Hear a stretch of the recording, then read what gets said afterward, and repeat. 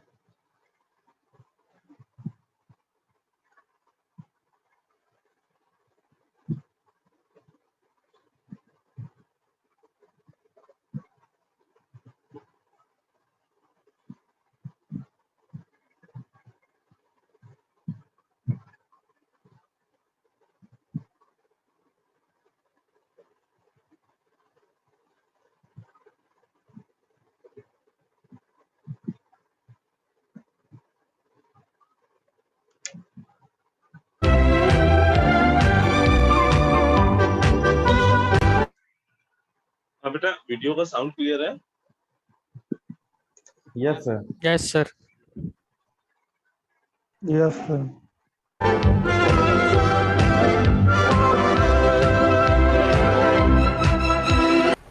Let's now again look at the phase lock loop which we started yesterday. This is the block diagram of the phase lock loop. It has a phase detector, a loop filter, a loop amplifier and a voltage control oscillator. To proceed further, let us assume that the input signal to the phase lock loop is an angle modulated signal of this kind. It has some amplitude, a carrier frequency and a phase modulation phi f t. And let us also assume that the VCO output is another sinusoidal signal with the same center frequency omega c and some arbitrary phase modulation, right, which will depend on what is the nature of this signal, because after all the VCO is governed by its input. An input, it has some signal, so depending on the variation of the input it will have some modulation here, right. So let us start from this onwards. You might notice that I have chosen the input signal to be a cosine function and the VCO output to be a sine function. That is deliberate and you will soon see the reason of why I have chosen like that. Okay, now let us proceed further. First of all, how do we realize a phase detector? Let us first discuss this issue a little bit and then we will look at the operation in more detail. A phase detector, a very simple realization of the phase detector is as follows.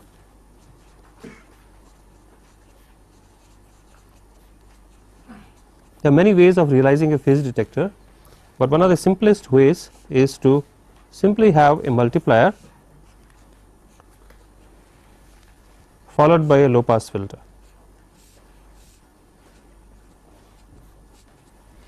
Okay.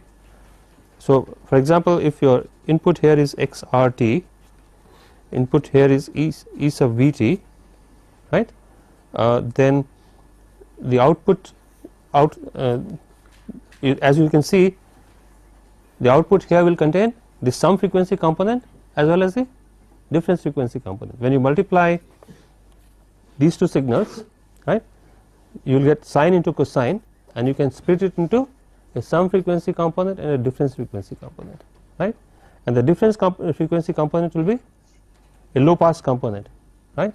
Since omega ct is same in both of them, the difference term will contain only the difference between the two arguments phi t and theta t, and the sum will be at a frequency of center at 2 omega c, which will be removed by the low pass filter, right. So basically if you look at the output of the low pass filter, let me call this E sub dt, that is a phase detector output. So I am realizing the phase detector as a set of these two blocks, right, then E sub dt will be half of A sub c into A sub b, which are the two amplitudes of the two signals, into a constant K sub d, which is a constant of this circuit, into sine of phi of t minus theta of t. You agree with this? So this combination of a multiplier followed by a low pass filter will produce an output which is this, and as you can see, it is this output E sub dt is a function of the phase error, instantaneous phase error. If you consider phi of t as the instantaneous input phase and theta of t as the output phase coming from the VCO, right, then phi of t minus theta of t is some kind of a phase error between these two inputs, and you have an output here which somehow depends on this phase error. Of course, it is not a linear dependence, there is a nonlinear dependence because of the function sinusoid function that is coming to the picture, right, but nevertheless it is a dependence. Of course, when phi of t minus theta t is small, then this nonlinear dependence will also become almost linear dependence, right, because you can approximate sin phi t minus theta t as equal to phi t minus theta t when the argument is small. Okay. So k sub d is a phase detector constant which is associated, in fact this whole thing is a phase detector constant, but k sub d is associated with a multiplier.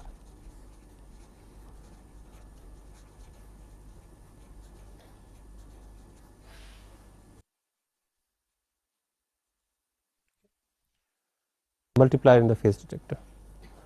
There are other ways of realizing a phase detector, but broadly this is the general principle, right. You can of course build other devices. So this is how the phase detector of the phase lock loop will be characterized in our model here, because typically we will realize it using this combination. Let us also look at how the VCO can be characterized, because once I know the characterization of each block in this loop, then I can proceed with the analysis of this loop. That is what I am going to do, right, to gain the understanding that all of you are looking forward to. So how do we model the VCO? The VCO can be modeled in the same way that we modeled an FM signal, right, because after all VCO is performing the same function. It will produce an output whose frequency deviation depends on the input voltage, right. So that is the characterization of the VCO. So it is the same characterization. So what is the instantaneous frequency deviation of the signal that I have just depicted? You are saying that the VCO is producing an output A sub v sine of omega ct plus theta of t.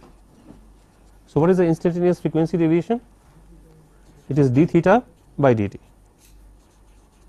This must be proportional to the input signal, right, and if you follow the notation that I have used in the diagram of the phase lock loop, input signal to the VCO is E sub Vt, right.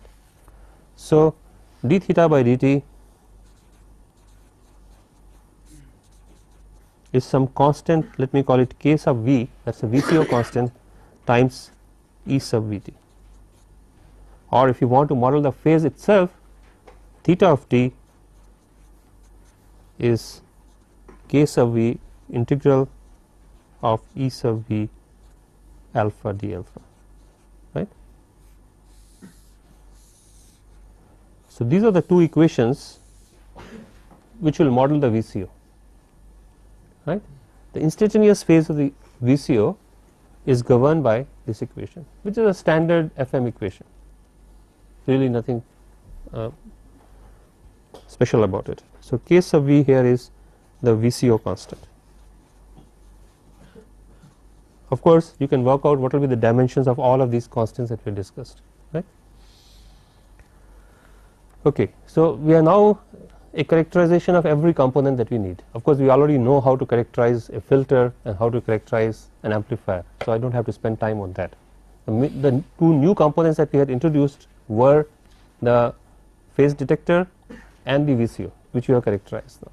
So having got a characterization for each of them, let us develop a mathematical model which will serve as a framework for our discussion or our understanding of the working of the phase lock loop. In this mathematical model, it will be nice if I can get rid of this omega c. Omega c has no direct role to play in this discussion, right, because omega c is present in the input as well as in the output, right. In fact, for all practical purposes, what is it that I would like to do? I would like to see, understand how the phase lock loop produces an output whose instantaneous phase theta t is close to the input phase which is phi of t. So, for all practical purposes I can consider phi of t as some kind of an input to this system. Think of this as a system whose input is phi of t, right, the unknown phase, instantaneous phase, and I want to produce an output in a closed loop manner such that the theta t that I am producing follows phi of t, right. So, I would like to produce a model of that kind, right. So, if I were to do that, I can redraw that loop that I have just discussed, I have given to you earlier, in terms of an equivalent diagram like this. So, I am now talking about a model for the phase lock loop, mathematical model, which will help us to do the analysis. Of course, it turns out to be a nonlinear model, right. We will see why it is a nonlinear model very soon. What is it that we have? At the input we have the unknown phase phi of t, right, the incoming phase phi of t, and I am comparing this, the phase detector compares this phase with the phase of the VCO output, right, which is theta of t, right, and what does it do? It produces an output which is a difference of these two, phi t minus theta t, and then produces the phase detector output is proportional to the sign of this difference, right. So, not SIGN, but SINE, right, the sign function. So, there is a sinusoidal nonlinearity here. This would model your E sub dt. The output here will be precisely what we have described to be E sub dt, is not it, except that there will be also a constant which is equal to half AC into AV into K sub d, right, as if there is an amplifier of this gain. Just to recap where it comes from, please remember that this was E sub dt, right. So far I have produced sine of phi t minus theta t. If I want to produce E sub dt the way I have depicted earlier, I must multiply this with this constant, right. So, I am adding a gain of this much in the block diagram. This is your E sub dt at this point. Following this, you have the loop filter,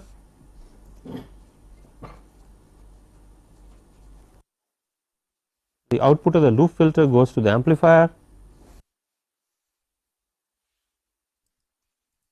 Let us say the amplifier has some gain mu, right, and now what should I put between this point and this theta t to close the loop, and how will the VCO be represented here? The VCO is not being represented as producing an output which is sine omega Ct plus theta t. It is now being modeled as producing an output which is equal to theta t, right, purely a mathematical model for what the VCO is doing, right. So, how is theta t related to this? This is E sub Vt, is not it? The amplifier output is E sub Vt. How are these two related? Through the integral relationship. So, to close the loop, all I have to put is an integrator here with a constant K sub V.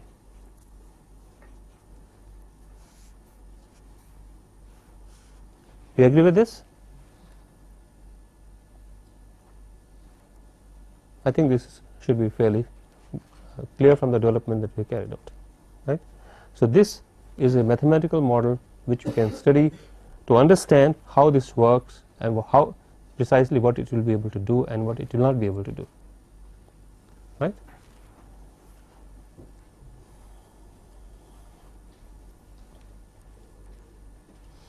Okay.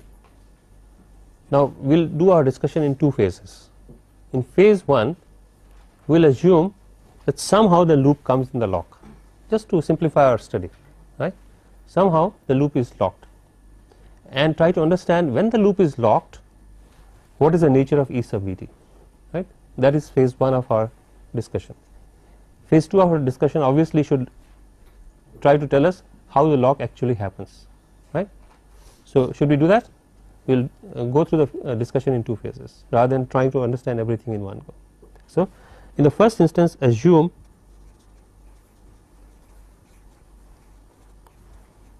that the PLL, the phase lock loop is operating in a lock condition.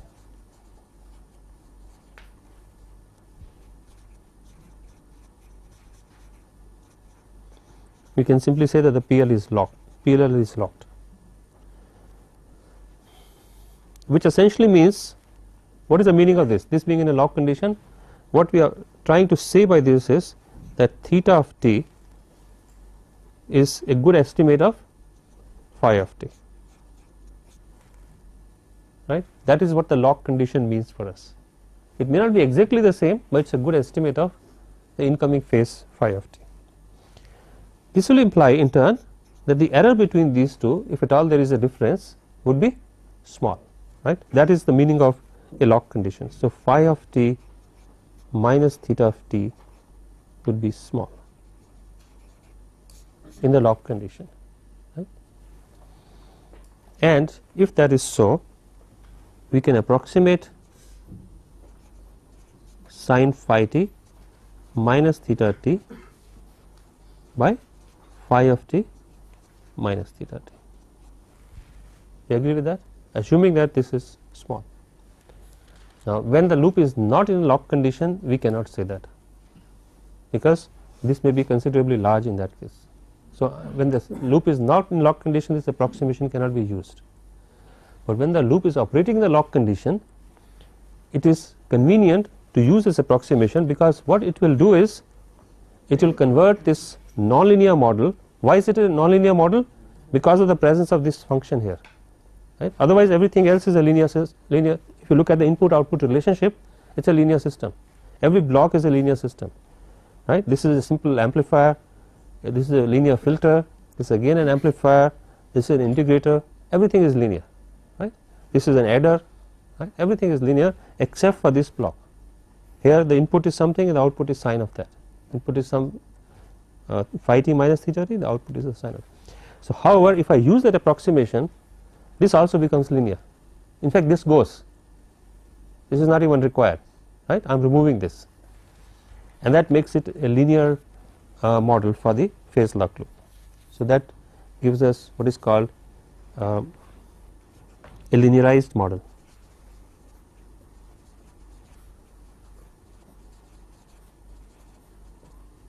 Of the phase lock loop, and once you have this, of course, I think you don't have you haven't yet gone through a course on control systems. Once you have this, it becomes a very simple case of a closed loop linear feedback control system, right. It does not matter, we will not need that background, we will whatever we need we will develop it here, we will use it here. So, PLL becomes then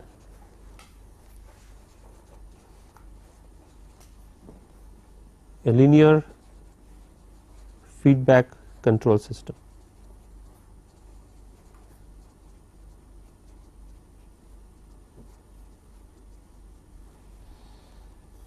Right. And when you are working with linear feedback control systems, you will find that it is very convenient to work not only in the time domain that we have discussed, but in fact it is more convenient to work in the Laplace transform domain, right, rather than just the Fourier domain. So, very briefly we will also work with the Laplace transform domain, although most of the time we will not. So, if I work in the Laplace transform domain, this linear model becomes something like this. In the Laplace transform domain, I will represent every function that I have been so far dealing with as function of s, right. So, instead of phi of t at the input, I will consider its Laplace transform phi of s as the input. Okay. Capital phi of s is the Laplace transform of the phase function phi of t, small phi of t, right. And here you will have theta of s, it is a capital theta of s. The sinusoidal nonlinearity now goes, right. I will not have been able to use this Laplace transform notation if I had the sinusoidal nonlinearity, because I will not know how to characterize that using the Laplace transformation, right. I can only deal with linear systems using Fourier transforms and Laplace transforms, right. That is the convenient thing to do. So, that sinusoidal thing goes because of this approximation, right. You only have the next stage which is again half a sub c a sub v into k sub d followed by the loop filter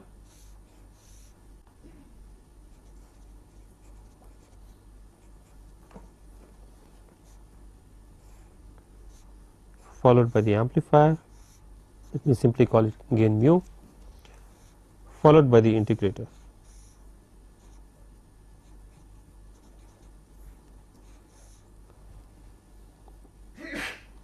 Your E sub V t is here.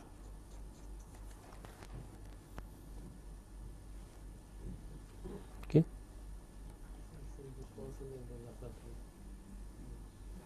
Yes. So, this should have been simply 1 by S, right. I should represent this as 1 by S. You are absolutely right. Now, since we assumed that the loop is in a lock condition, which means phi of t minus theta of t is small and some, let us say, constant value. So, what we are saying is phi of t is approximately equal to theta of t. This would in turn imply that d phi by dt is approximately equal to d theta by dt, right.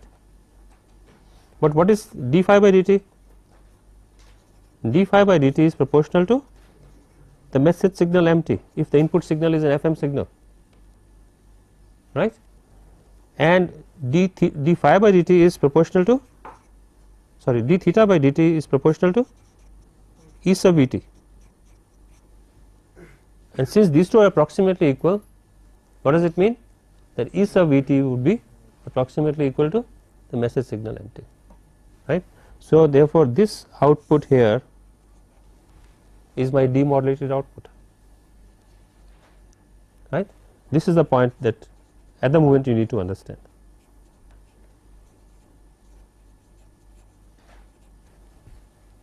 Right. E sub V t represents my demodulated output.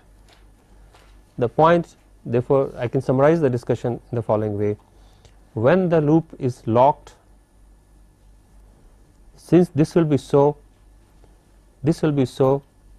and therefore, E sub V t would approximate the message signal mt, and therefore, the input to the VCO is the demodulated output that you are looking for.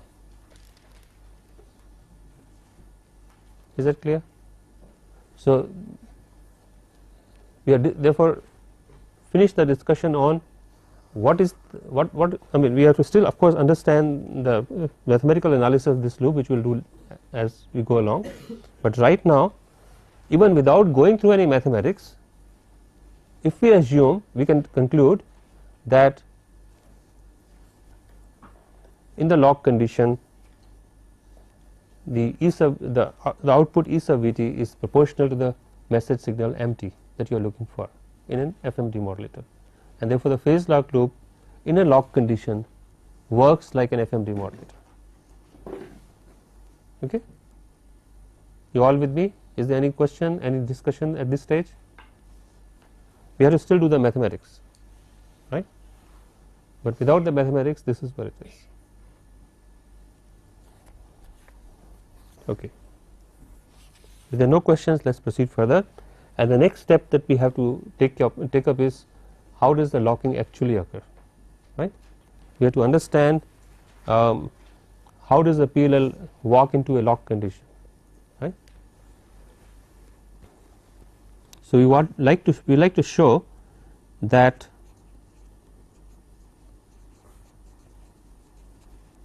the phase error that we have at any instant, whatever phase error we have will tend to drive the PLL into a locked condition.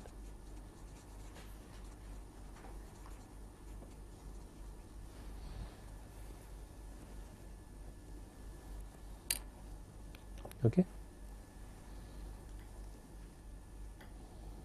That is the second stage of our discussion. We like to show that the whatever instantaneous phase error the loop has, right, whatever error we have here, I shouldn't be using this diagram. I should be using this diagram. Whatever error we have here at any time will operate in such a manner that it will try to drive itself to 0 or make itself small. Right? The loop will work in such a manner that this error will tend to become small. The loop will tend to be in a lock condition. Remember, in doing that I cannot use the linear model, right, because initially the phase error may not be small, right. So, I must now work with the at this stage work with the nonlinear model. Once a lock has been achieved, we can work with a linear model, right. So, first let us try to understand this.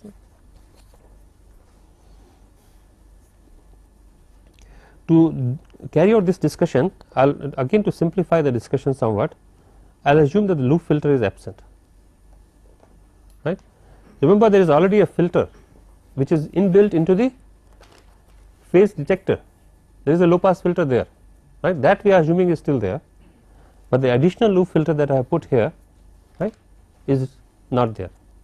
When the additional loop filter is not there, we call this as a first order loop, right. As to why we call it a first order loop is something will become obvious later, but right now we will assume that this is absent. So, let me state this assumption. We will assume that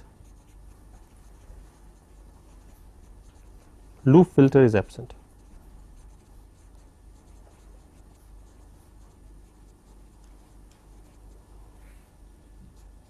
First order loop,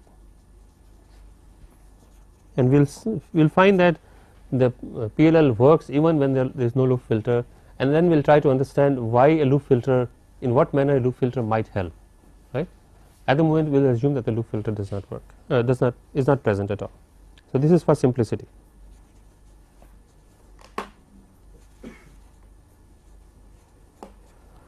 Okay. So, we have E sub Vt equal to half mu times A sub C, A sub V, K sub D into sine of phi of t minus theta of t, right, and theta of t, phi of t is the input, theta of t is the output. Let me denote this complete thing as k sub d, as a constant k sub d, rather than carrying on all these constants with me throughout, right, k sub t. This t of course does not denote time, it is just this t stands for total gain. You can think of this as some kind of a gain in the loop, right. This is a gain term, this is a gain term, well these are amplitude terms, but effectively they are coming in this product, right. So, this is called the loop gain, total loop gain, that is why I am putting k sub t.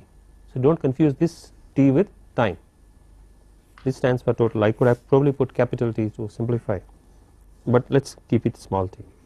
So, k sub t integral of sine phi of t, phi of alpha maybe minus theta of alpha d alpha, right. Is that a, you see where is it coming from? We are looking at this output, this is the integral of this, right. Now, because the loop filter has gone, EVT is nothing but equal to E sub dt except for a constant mu, right. So, therefore, EVT is same thing as EDT except for including mu, right. I am able to do this because I am ignoring the loop filter, because I am assuming that the loop filter is absent, right. So, these two things become the same except for the constant mu. Is that okay? So, that is why E sub Vt is this, which is this, and the integral of this is your theta t. Is that okay?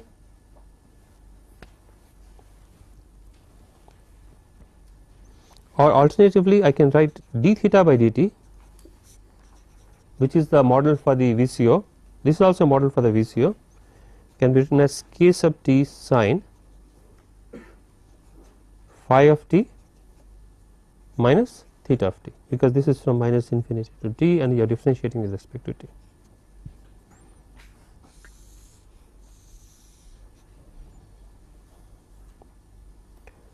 Now, this is actually the governing equation which dictates the dynamics of the loop. You understand? At any time instant, phi of t is the input phase, theta of t is the output phase. The output phase at any time instant as a function of the input phase is governed by this nonlinear differential equation. You appreciate this? So, this nonlinear differential equation which we have now arrived at provides a means to study how theta of t will evolve as a function of time, right. If I know how to solve this equation, if I know how this equation will behave, that will give me an understanding of how theta of t behaves as a function of time with respect to phi of t, right. That is what I need to study. Unfortunately, because it is a nonlinear equation, it is also very difficult to study, right. So, we need to evolve special methods of trying to gain an understanding of how this works, right. To do that, is there any question so far before I proceed further? To do the discussion further, we will do the discussion when phi of t is of a special is a special kind of function rather than for a general kind of function, right. To look at a general solution of this is a very cumbersome, very difficult exercise. To simplify the discussion further, let us assume that phi of t has a very special simple nature. What does it mean? Phi of t represents what? It represents the phase modulation at the input, right. I am going to make that modulation very simple, right. That is all I am saying, to study the effect and to study how the phase lock loop actually achieves lock, right. So, to do that, what I am going to say is, let the input FM signal, let the input to the FM modulator at the transmitter be a very simple kind of signal, and the simple kind of signal I am considering here is a unit step signal, unit step function, not a general m of t, but m of t is equal to ut, right. That is a simplification that I am bringing about. So, let the input to your FM modulator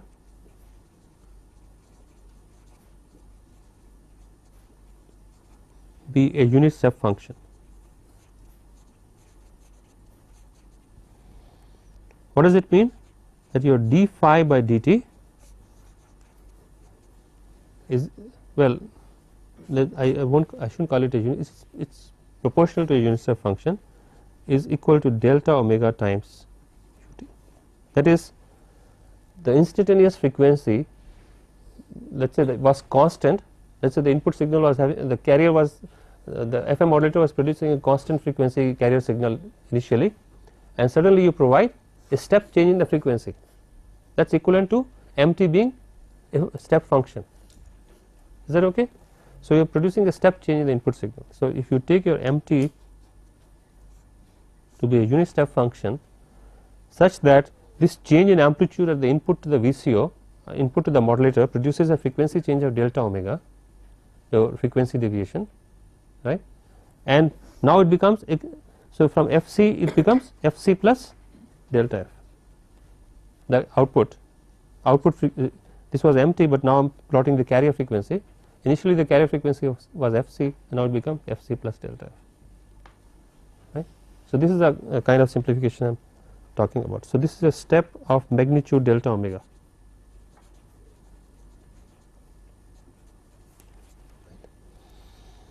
And let me denote the phase error phi of t minus theta t by a symbol psi of t, right.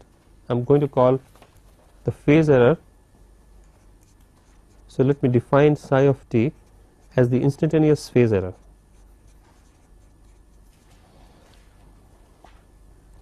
Then I can write d theta by dt is equal to d phi by dt minus d psi by dt, right. That comes from this equation, but d phi by dt is modeled by this equation, right. This is delta omega. I am assuming I am writing the equation only for t greater than 0, right. so that I don't have to worry about the fact that there is a unit step function involved at t equal to 0, right. So let me write this equation only for t greater than or equal to 0. So this is delta omega minus d psi t by dt for t greater than or equal to 0, right. And what is d theta by dt equal to? In term, remember your d theta by dt, it is k t sine of psi t, right. So this is equal to k sub t sine c, sine of psi t. So what do I have now for t greater than or equal to 0, right. Basically what I have derived is this equation. If you look at these two together, right, if you look at these two together, I have a differential equation for the phase error, right, which I can rewrite as d psi by dt plus k, I am taking this to the right hand side, plus k t sine of psi of t is equal to delta omega for t greater than 0.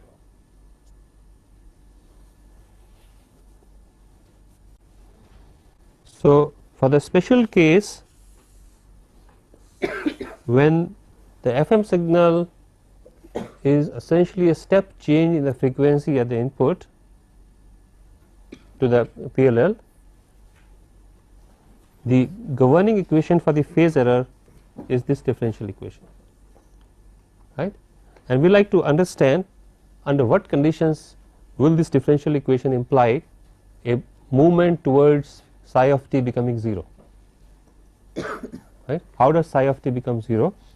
Will whether or not it will become 0 should come out by studying this differential equation, right. Now when you want to study nonlinear differential equations, one pictorial, one physically appealing way is to represent this, the behavior of this equation pictorially by by a diagram called the phase plane plot, right. So we like to just see how that happens. So we like to try to study this through a device called the phase plane plot.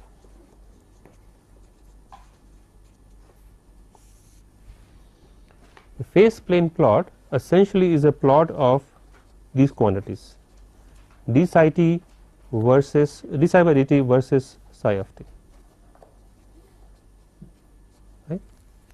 That is, at any time instant, how is the derivative of the quantity related to the quantity itself.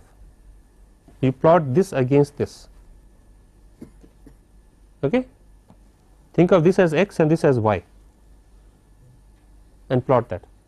That is called a phase plane plot, okay. So we want to plot